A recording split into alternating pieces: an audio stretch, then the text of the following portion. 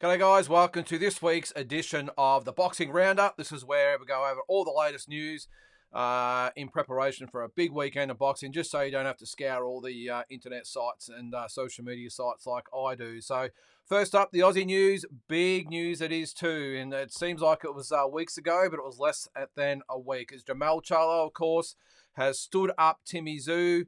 The undisputed super welterweight fight, which was supposed to happen later this year, has been scrapped. Jamal Charlo has taken the place of his older brother, Jamal Charlo, who was supposed to fight Canelo on September 30th in Las Vegas. Jamal Charlo has stepped up. As I said, foregone his fight with or his mandatory defense against Tim Tszyu, and will fight Canelo Alvarez at what looks like the T-Mobile Arena in Las Vegas, September 30th.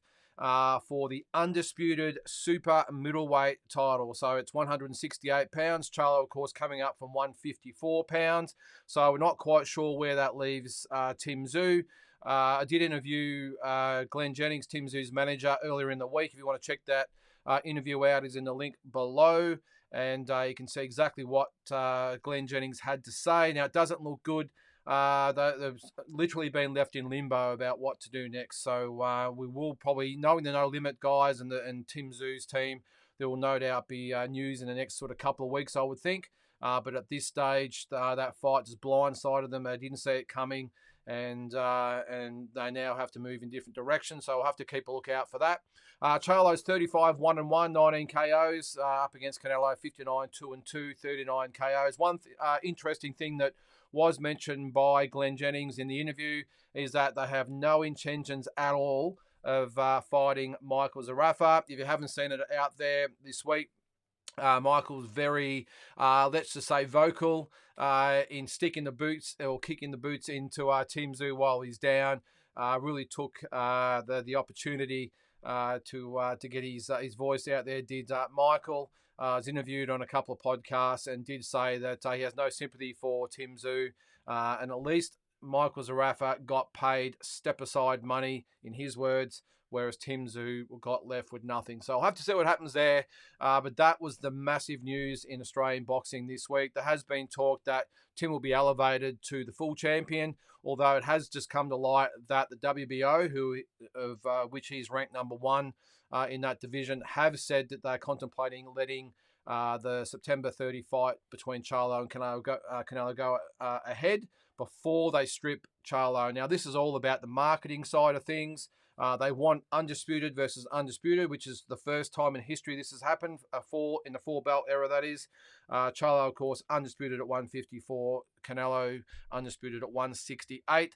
So we'll have to see, what happens there. But that would sort of rub salt into the wound just a little bit. But either way, plenty of opportunities for Tim coming up in the near future. Just a matter of how the dominoes fall, of course. It could be a light end of the tunnel if Errol Spence beats Terence Crawford this month. There are whispers that Errol Spence may look to move up to 154. There has been a little bit of beef between Tim and Errol in the past. Well, I won't say beef, but a few little back and forths on social media. So who knows? That could be the silver lining in a potential super fight for Tim Tszyu now that the Charlo fight is over. I have to say, I've major doubts that Charlo comes back to 154. It's extremely hard and improbable to go to 168 and then come back to 154 in a division that you've struggled to make weight.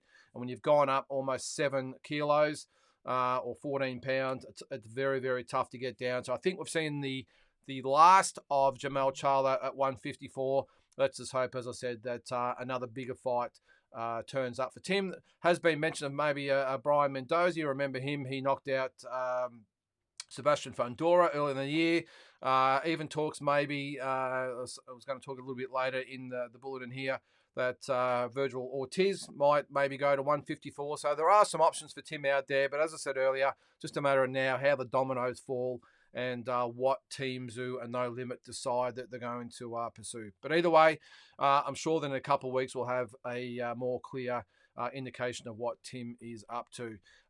Sad news, I will say that this week, Jeff Horn has officially announced his retirement. He last fought back at the end of, I think it was December 2019. I take that back. Sorry, his last win was the end of 2019 against Michael Zerafa. He did obviously suffer that ninth round stoppage to Tim Tszyu in 2020.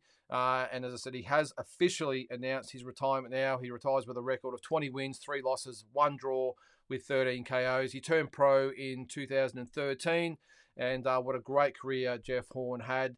Up until, of course, Tim Tszyu put him into permanent retirement 3 years ago. Won, of course, the WBO welterweight title in a memorable afternoon, or on a memorable afternoon back in July 2017 against Manny Pacquiao, and retired actually on the anniversary of that happened 6 years earlier. So all the best to Jeff Horn in his retirement.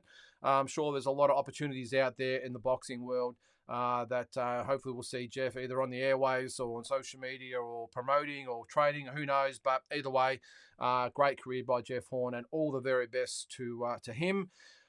More massive news this week in Australian boxing. It's only come to light in the last day or two, is that Tasman Fighters has inked a deal with DAZN streaming services. They are the biggest boxing platform or streaming platform in the world. Of course, they've had contracts with Anthony Joshua, Canelo Alvarez, Triple G. So they're a massive company, and Tasman Fighters have signed a deal with them. Sort of come out of nowhere because, as everyone knows, in Australian boxing, No Limit have the monopoly on the TV situation here with Fox Sports or Foxtel and Main Event. And it's a massive coup by Mick Francis at Tasman Fighters to get this deal. Their first show is on the 15th of July with Connor Wallace up against Matt Sheen and Dana Coolwell up against Luke Boyd. So massive news there, and really does shake up the landscape here in Australia because, as I said, No Limit pretty much had the monopoly on everything.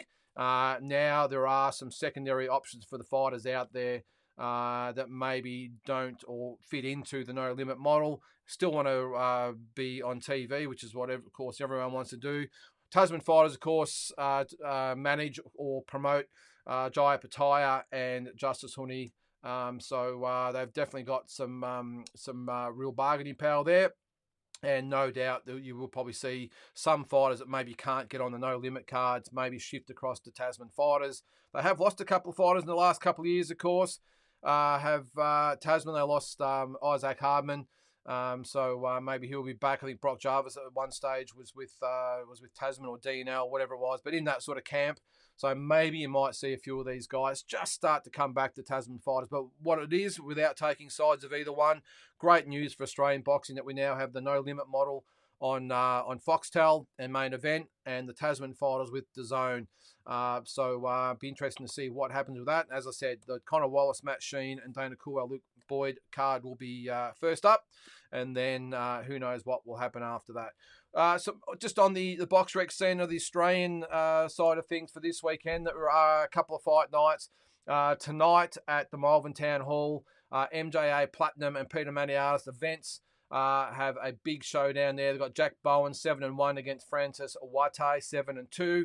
Alexander Deviatov 14-0 up against Patifan Krungklung, who's 15-5. I hope I pronounced that right.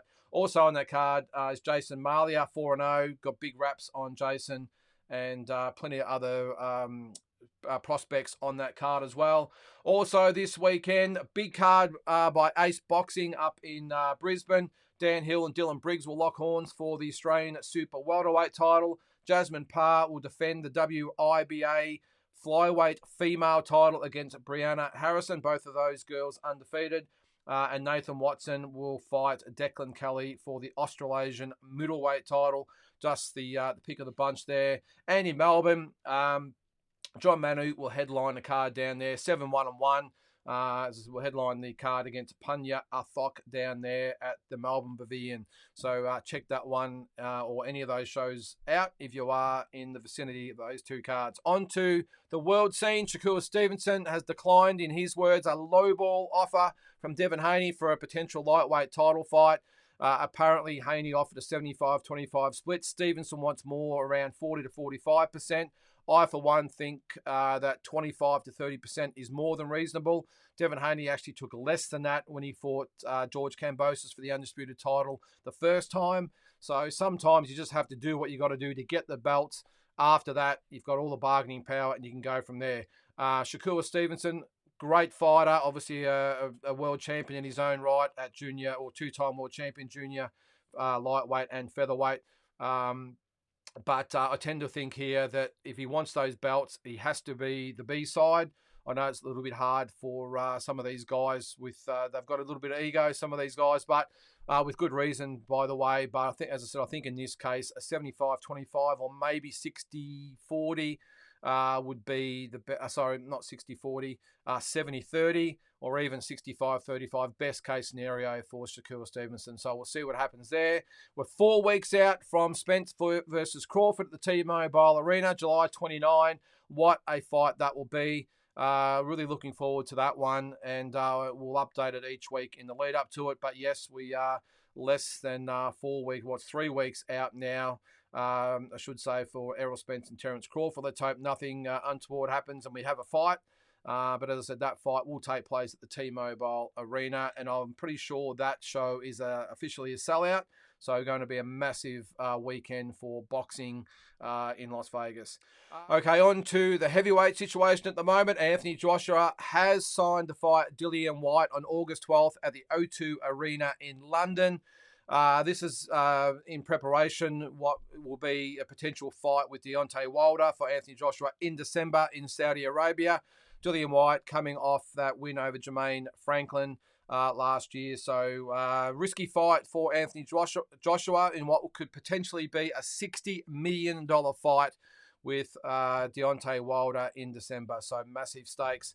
As I said, August 12th at the O2 Arena in London. Still on heavyweights, Alexander Usyk will defend his WBA, WBO and IBF heavyweight titles against Daniel Dubois in Poland on August 26th. Usyk 20-0, Dubois 19-1. And hopefully will be ahead of the Usyk and Tyson Fury fight. Will be hopefully on the Joshua Wilder card, although lots of water to go in the bridge there. When Tyson Fury is involved, you never know what's going to happen. So that is the plan. So we'll see what happens there. Last weekend, Savannah Marshall, 13-1, had a 12-round decision win over Franchon Cruz DAZN, who's 8-2, to take the World Super Middleweight Female title. That was at AO Arena in Manchester. The score was 95-95 and 97-92 and 99-92 for Savannah Marshall. This weekend, good and bad news there. One fight that has been cancelled, Virgil Ortiz, who can't make 147. Apparently he fainted and can't make the weight. His fight was the Mantos Stanionis for the WBA regular welterweight title has been postponed for the third time. They will now fight at 154. The card will go ahead, which is good news. Lightweight, Floyd Schofield and Haskell Rhodes. Undefeated Schofield is, by the way. He will fight Rhodes over 10 rounds at lightweight. So at least the card goes ahead. It's nothing worse when the main event gets cancelled and everything is off. So good news there. And as I said before, Virgil Ortiz will be moving up to 154. Could be a potential opponent for Tim Tszyu. But I think at the moment they're just worried about getting his health right. When you're faint trying to make weight, not good. And it's not the first time. So hopefully Virgil Ortiz comes out the other end. He's a great fighter. And still some big fights out there for him. And lastly, one fight that will go ahead this weekend is Jaron Boots Ennis, 30-0. Will fight Roman Villa, who's 14-0 at the Boardwalk Hall in Atlantic City. Boots Ennis really looking to step up after this fight. There's hopes that he will fight the Crawford Spence winner if they decide to stay at welterweight. So we'll see what happens there. So that's it for the roundup for this week. Hope we've covered everything there. Hope you have a good weekend of watching the boxing, and we'll talk to you next week.